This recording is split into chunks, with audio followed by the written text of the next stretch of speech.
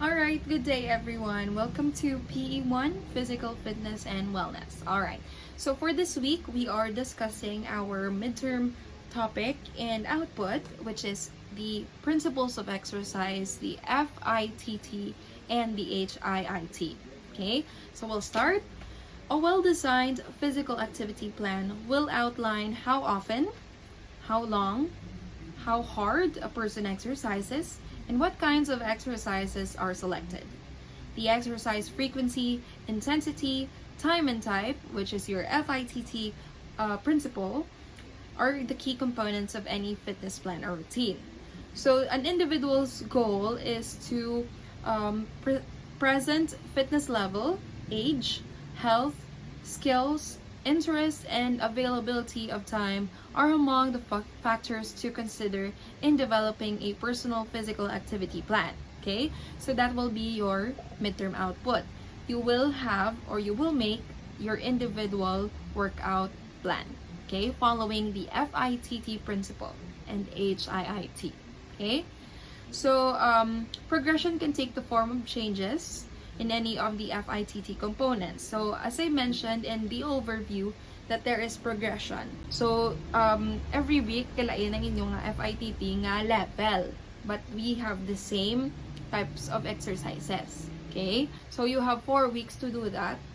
Okay, you will have maybe 3 days in a week ang mahimo na, and para mahasa lang ang endurance yung bala magiyo, because on the end term we will test your physical fitness again sa post-test. So I want to see the development during that time, especially when we are facing the FITT principle and the HIIT. Okay? So the HIIT naman is your high intensity interval training, is when you alternate between high and low intensity exercises, or between high intensity exercise and a short period of rest. So let's say for example, you're doing push-ups, and then pagtindog mo nag-squats, and then you're doing lunges, and then you're doing again push-ups, you're doing squats, and you're doing lunges. So that is your high intensity interval training. There is a short period of time na pahuway, sige-sige siya. So that is your HIIT. You will attain your HIIT if you do your FITT properly. So you have to start this week. You have to plan out, especially to the people who belong on the underweight, normal, overweight, and obese. So you have different types of exercises per classification. So you have to look for those exercises, and you have to make ihanason yun yourself nga muning exercises for 4 weeks. But every week there is changes, ma-level up siya. You get me? Okay. So on the 4th week, you will reach the HIIT, or the high intensity interval training. Next. So we have the principles of fitness development. Number 1 is specificity. So being specific, it's really helpful for a type of exercise that you're using. Okay, so I mentioned kagina about your classification, kung ano imo nga BMI. Okay, so kung overweight ka, amo ni nga type of exercises that you will do. More on cardiovascular endurance, more on balance, so muna siya. So diran siya maigo ang specificity. Okay? Next, overload. If a person works often, enough, hard, and long to load the body above its resting level, physical fitness will improve. Okay? Do you see athletes nga they do trainings every day, like 4 a.m. in the morning till 8 a.m. or kis agani 10 a.m. and then they'll do again their trainings at 5:30 p.m. until 9 p.m. So those types of people, they tend to have their physical fitness improving every day. Okay? Because enough ang ilang exercises kang ginahimo. They sa ulo na nila ilang trainings, they know their body well. Kabalo sila kung di lang sila asta, and the load that they are doing sa exercises na ginahimo nila, gina-intensify nila every week. That's why naanad na ilalawas. So once it gets to your habit or your routine, you will tend to develop more and more So, mas mapangita pag lawas mo sang mas intense pag na training because you're done with the basic trainings and all nga para sa iban, sa mga beginners, budlay na. Sa imo, yung ginamaniman mo lang. Okay? Next, we have reversibility. So, physical fitness or the effects of a physical activity program or an exercise program cannot be stored. Okay? So, gakadula, gina siya over time. So, once ka mag-untat ka, tira ka naman mga budlay.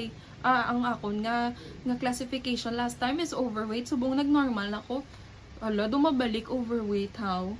Once nga ma-feel nyo nga do ka in kabudlay na magbalik, amat-amato niya naman diwan. Back to zero. Amo pa ginang budlay because you'll go back from the start, idya. Kitabi nga mag-unta ta, 30-minute exercise, 1 month pa huway.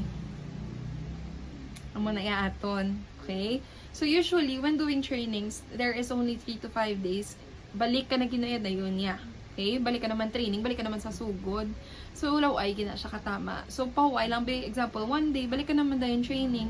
That is, para ma-develop mo na lang giti mo physical fitness components. Kay kabudlay man nga subong okay ka kami PE1 ka. Pag reach mo PE4, ginahapo ka naman liwat kay wala ka naman nag-continue sa mo exercise. And I told you, sang sugod pa lang, physical education is not just a subject.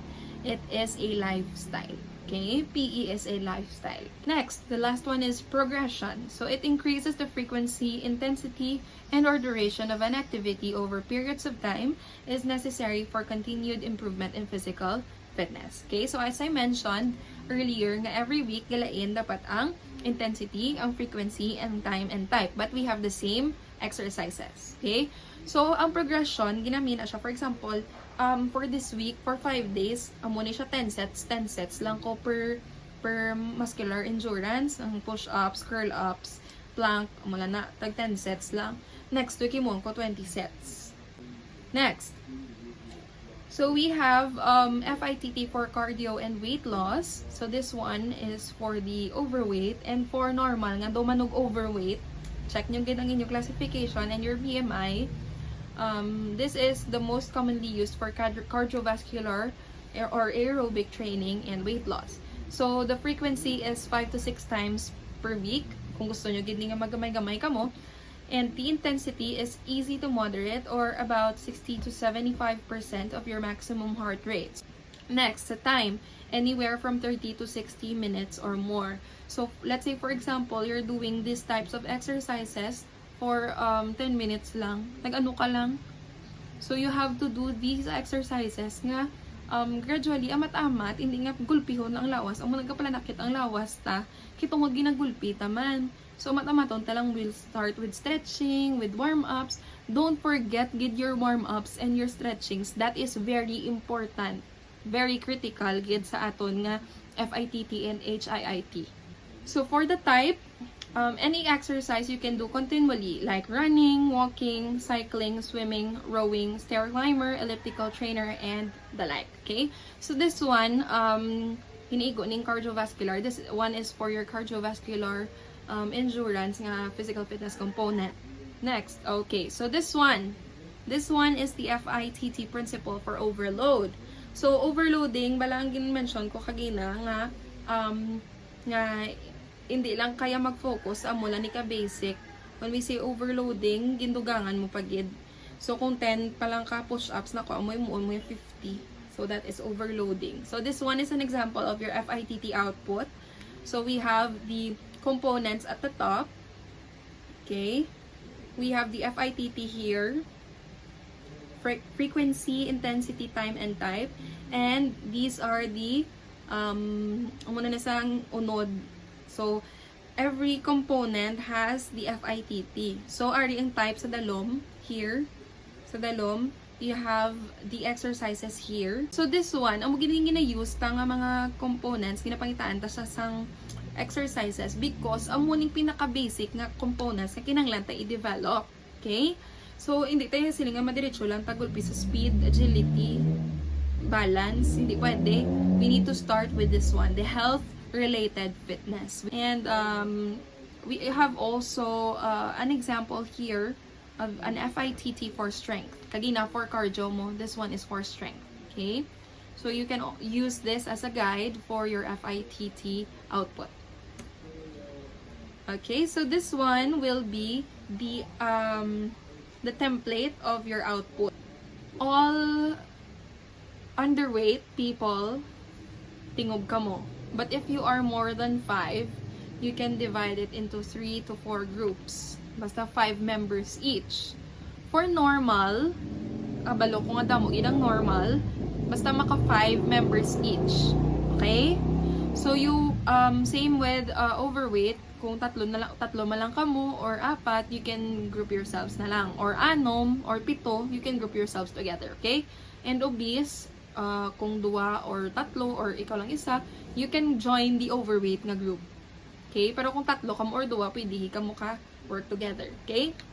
So, someone na nga way, you can help each other find exercises. I will also require you to pass a video wherein kamo nga grupo gaobra kamo sang inyo FITT. That will also help you track your development throughout the weeks. Okay?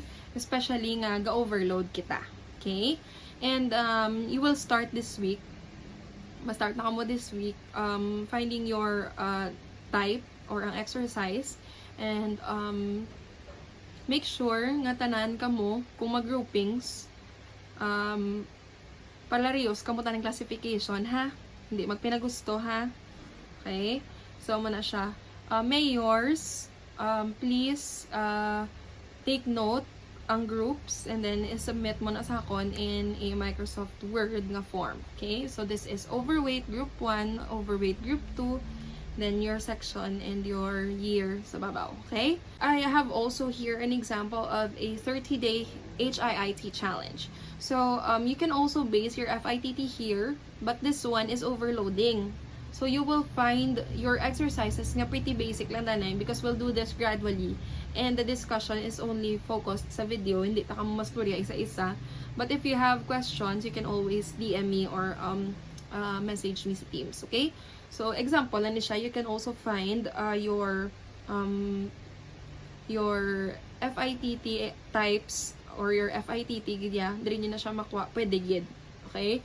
Especially kung naangot siya sa inyong nga focus. Is it cardio? Is it strength? Is it flexibility? Okay? So, muna siya danay. Okay? So, amo lang yun na subong. If you have questions, especially for those nga mga mayors, sa mga mayors lang kumatok, please, kay sa ilan na lang kumatag instructions, and then i-relay na lang sa inyo. I will also post this sa Teams nga written nga instructions. Okay? Para mas maintindihan. And then we will not have rubrics for this, because your FITT is already your rubric, and the pictures are proof of your development. Okay? So as a group, you can make a video nga tingog kamo balatanan, and then aralan dai mga pictures nyo nga upod nga ginaobran nyo ang same nga exercise for this week. For next week lain naman. Okay? So if you have questions, please don't hesitate to message me. So that's it. I will see you next week to check about your FITT. You will start this week, okay? See you. Bye.